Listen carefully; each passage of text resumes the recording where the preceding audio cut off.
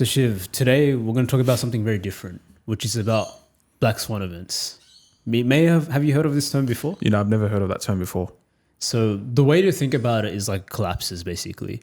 And basically how it originated was several thousands of years ago. We used to think apparently that swans were just white. But it wasn't only until 1697 by some guy called William de Fleming, who was like a Dutch explorer, that discovered that black swans. He discovered black swans whilst he was on a rescue mission in Australia, and then he used the term black swan because they always assumed that there was only white swans that existed. And is this because of the geographical nature of where he was coming from? Or was it just the fact that they were just ignorant and didn't actually think that there could be a different colored I think swan? they were ignorant and they didn't ever think that there would be ever But they a black never swan. saw one either. Yeah, they never saw one Interesting. only until that rescue mission he was on. Right. It was so unexpected that it completely, I would say, gave them a complete new perspective that they never knew that black swans existed. See, I'm assuming this would be the Western Australia side because Dutch. I don't think we had Dutch explorers come on the eastern coast. We had a lot of Dutch in the west coast, which is interesting. So essentially they saw the assumption was only white swans. They see a black swan on a rescue mission and then they go, okay, what more is there? Yeah, Right. pretty much. What more is it? And then I think like it basically seemed that something logically impossible was what ended up being possible. Because, if they were in that mindset where they thought there's only white swans that exist, there's no such thing as any other different colored swans, then that black swan was like an impossible event that appeared to be true. So that's where the idea of black swan came from. It's basically the logical impossibility that could very well end up being actually possible, that you'd never really consider or think of. So collapses are like an example. And a book from Nassim Nicholas Taleb, he wrote about basically the idea of black swans. And he actually, I would say, more popularized it in the modern day of what black swans are. And he describes it as unpredictable events that have massive impacts on human society.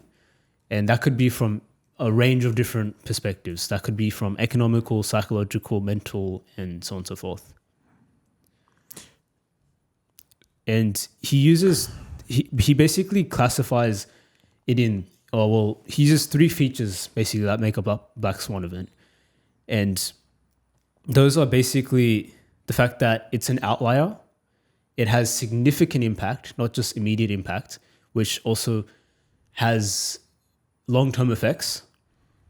And that could be in the form of economical, psychological, or mental.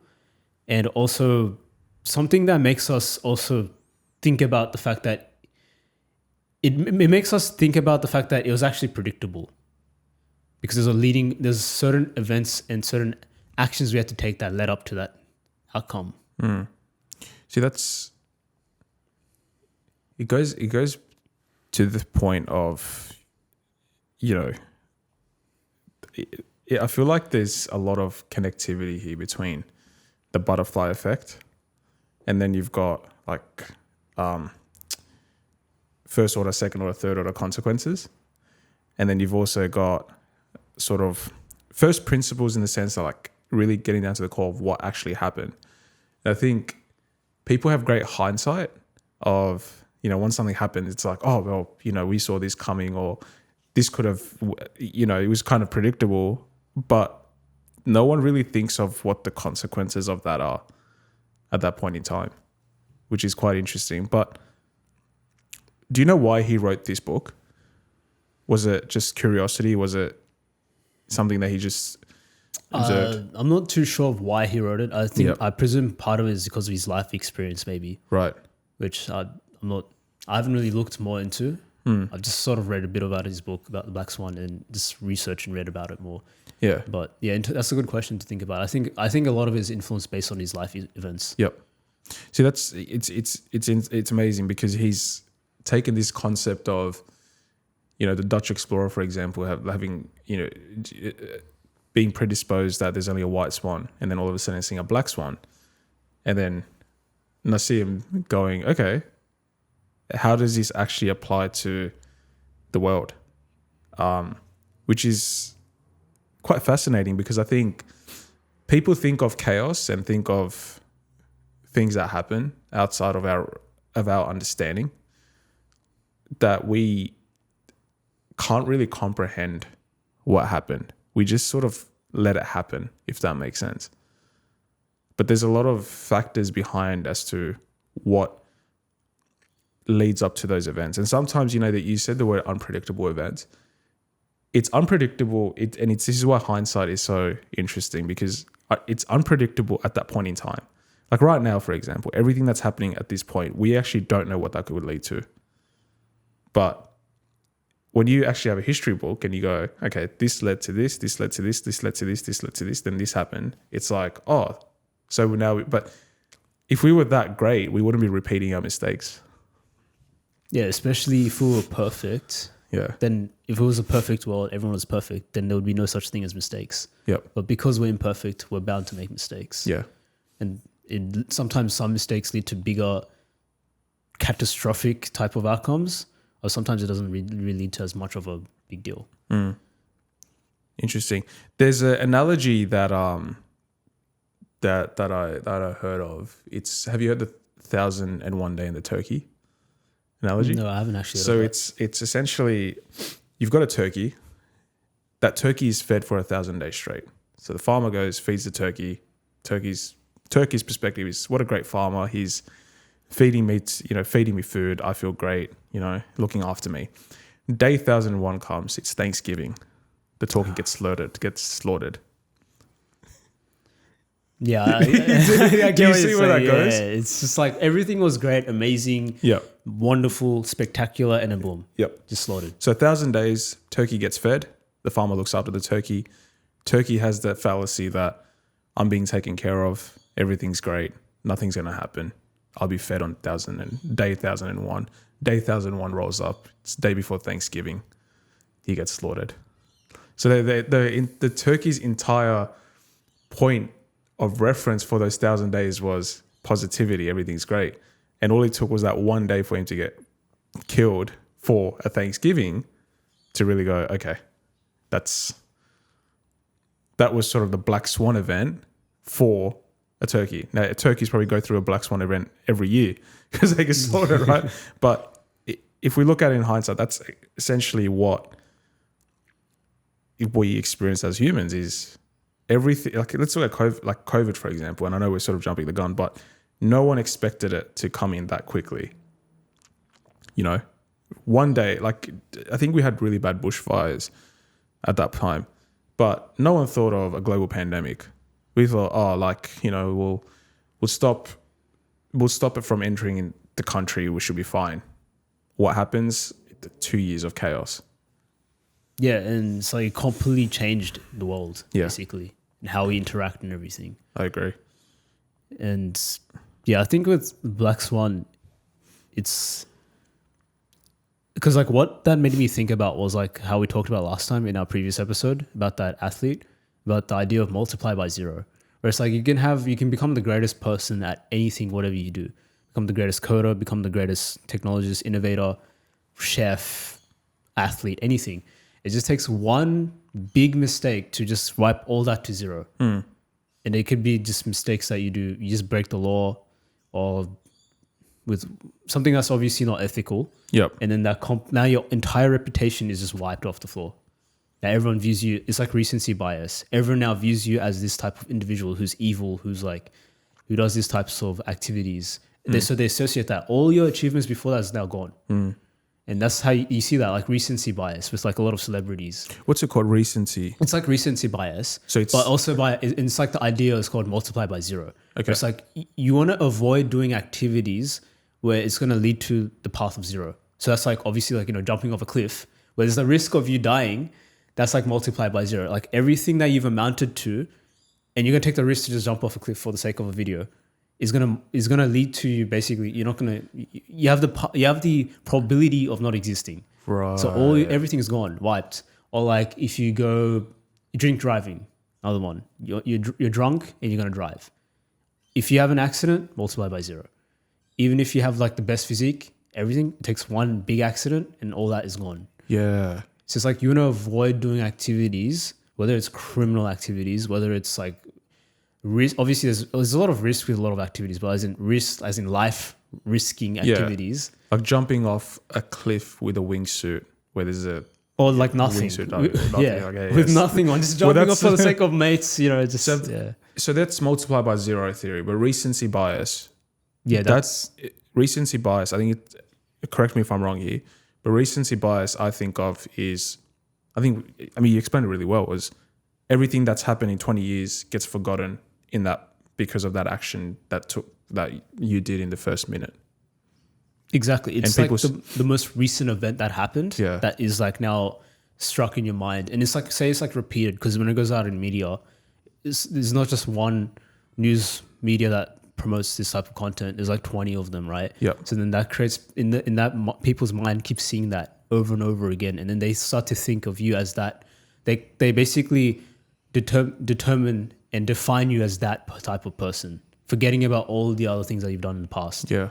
You see it a lot in relationships, like as in when you do say you've done so many things so well with your partner, and then one day you mess up. Now it's a disaster. Now that's like days. All of the achievements before that is gone. Yeah. Now it's the immediate what you did before. Currently, that's the I think issue. relationships need to have a performance review conversation every year, every 6 months. I'm not even kidding. I'm not even kidding. I think at work we're held accountable by doing 6 monthly performance reviews where, obviously you mess up at work, but in hindsight, everything that you've done is quite good. But I think in relationships, you're right. I think people, it's ridiculous what I just said. No, seriously though, like 6 monthly performance conversations of your relationship and how you're doing. Honestly, come in with some action, self-reflections. Like, I think it would make it better. I really do. I think it sounds stupid when you say it, but I think people could really benefit from self-reflecting on themselves, but their relationship as well. Like, it sounds weird sitting across your partner and be like, oh, look, let's do a performance. It's like, you didn't meet this KPI of my emotional needs.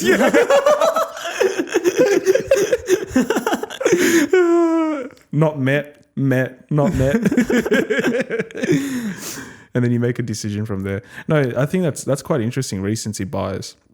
I think that kind of touches on Black Swan events a bit as well, because I'm trying to find the best way to convey this. Like, we look at the most recent events that have happened and try to make predictions on that rather than what's happened over the past 1,000 years.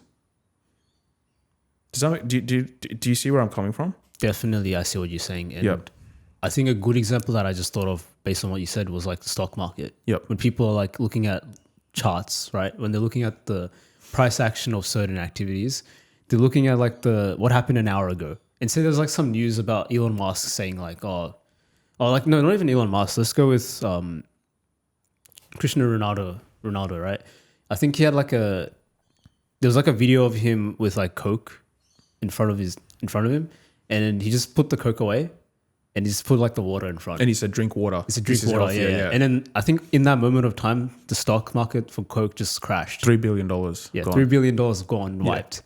So now people are looking at that and they're like, oh my God, like Coke is like, I think I should not like invest or whatever it is. I think they're destroyed. But it's like you're looking at, and when you zoom out of the chart, it's like in the span of 5 years, they're actually progressing. They're doing quite well. Whereas when you look in the span of an hour, like they've done horrible. It's just like that perspective of recency bias and how focusing on just like the short term effect in that, and you're trying to use short term, I guess, outcomes for long term decisions. Whereas you should actually look at the bigger picture of what's happened in history and things in timelines. So yeah, I think that's like example of what you was trying to emphasize. There's I think the hindsight thing is great because people just love proving to themselves that their narrative was correct. And what I mean by that is I think we're really good at creating a story of what we think happened. You know what I mean? So, and this is where conspiracy theories also come in. to place, right? And I'm not saying all conspiracy theories are wrong. I'm not saying all conspiracy theories are right. I'm simply saying this is where conspiracy theories come in, because we have this innate ability to create a narrative that is so, it's not believable to someone that doesn't think that way. But when you get that not a herd mentality, but when that like a narrative starts going around a bit and people start thinking about it a bit more, they start to believe it as a version of a truth. So for example, right, now this isn't, full disclosure, this isn't conspiracy, but at the moment, what's happening with Boeing and the whistleblowers, whatever, there's someone made a narrative that there's a possibility that the Chinese government could be involved in that. Now, for you to even think that way, it really shows that the human, like, our life is a lot more complicated than it actually, than we see it. But also the ability to draw these narratives and have a hindsight. Like, in hindsight, I saw it coming. And it's like, I don't think anyone ever does. So there's a predictability factor, but I think a lot of people don't practice the preparing factor. That's a really good point, actually. Yeah. Like, we spend so much time trying to predict and like prove something when we should actually rather spend the time of how we can prepare for worst case scenarios if it does occur. Because that time spent to predict, what benefit does that really bring? Honestly, like, what benefit does predicting even bring if you're not even preparing anything? Right? It's just, you sound like those wizards or something with like, like, what kind of benefit will that bring to you, like predicting? Because like, I think it really probably benefits the ego because you sound right and you can tell people that you sound right and that you're correct. But I think it's better to just be in the mindset of just outlining like the worst case scenarios, just preparing for that. That would be a lot more beneficial. I agree. But I also think some narratives are needed for people to really critically think as well. And the reason I say that is, I think it's the concept of also having an inner monologue. And hear me out. What I'm trying to get to is, it's events or something like this that people really start, like, I think Black Swan events provide an opportunity for people to really, there's a group of people that really start thinking very differently to the world, right? And it's sort of going, hey, the world is actually not what it seems to be. The world is actually a lot more corrupt, a lot more susceptible to volatility, a lot more susceptible to change. Change is necessary. But I think if we look at all these Black Swan events that have happened, people have gone, oh, it happened. Tragic for like 5 years. And then it's back to normal.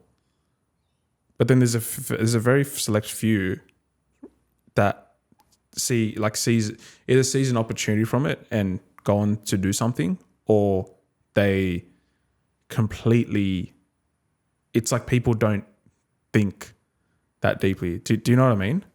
Yeah, I see what you're saying. Yeah, I don't think predicting is wrong or anything. I think it's just like, just have it with like some type of action or some sort of preparation. Because I can say this for myself, right? When I was in high school, when I was going through like all those conspiracy theories, you can fall into a rabbit hole of them, right? Yeah. And it can really actually make you more paranoid and drain your entire life. And I think that's what I'm trying to say. Just be very careful with like just predicting, and especially like what you mentioned as well earlier was confirmation bias. Like, you have this belief, but maybe it's not even factual, not based on anything. It's just beliefs based on your understanding of the world and how you've been treated and things. And now you're trying to find evidence with a bias to prove that it's true, rather than objectively looking at whether or not it's actually true. So I think it's just being very careful and mindful of like how much you're really into this, like all these predicting factors. And if it's actually, is it like limiting your life? Because it can get to that extent with where you are just predicting, and then you're like limiting your life when there's like probably a low probability of that happening, and it just ends up consuming your life. I think that's where you want to be very careful.